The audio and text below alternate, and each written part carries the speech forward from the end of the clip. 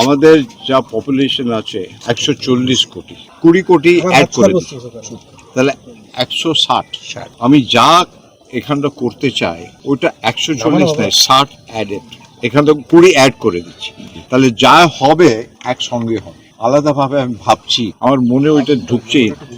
দেখুন তো, হেঁটে চলে এলাম, মনে হচ্ছে না যে আমি বাংলাদেশ এসেছি। ওইটা দেখতে হলো, তাকে বললো হ্যাঁ আপনি বাংলাদেশের বড়, এমনি মনেই হচ্ছে না। আপনার একটা বাংলাদেশের স্ট্রং ডেমোক্রেসি, আমাদেরও স্ট্রং ডেমোক্রেসি, দুই ডেমোক্রেসি মিলে গেলে একটা ওয়ার্ল্ড পাওয়ার হয়ে যাবে, একটা পুরো ইকোনমিক ওয়ার্ল্ড পাওয়ার হয়ে যাবে।